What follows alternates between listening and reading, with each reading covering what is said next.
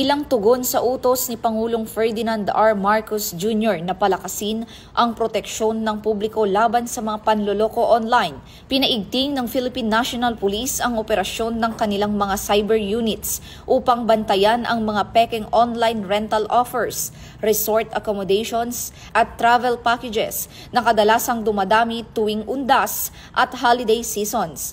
Ayon kay Acting Chief PNP Police Lieutenant General Jose Melencio C. Nartates Jr., inatasan ang lahat ng istasyon ng pulisya at cybercrime unit na maging mas aktibo sa mga pagsubaybay sa mga kahinahinalang online transactions at agad na aksyonan ang mga ulat ng cyber fraud.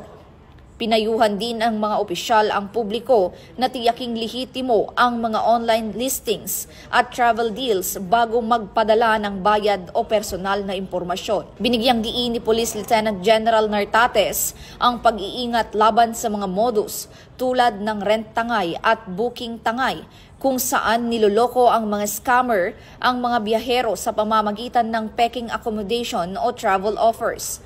Pinayuhan naman ang publiko na agad i-report sa PNP Anti-Cybercrime Group ang anumang kahina-hinalang online activity at gamitin ang Unified 911 hotline para sa agarang tulong.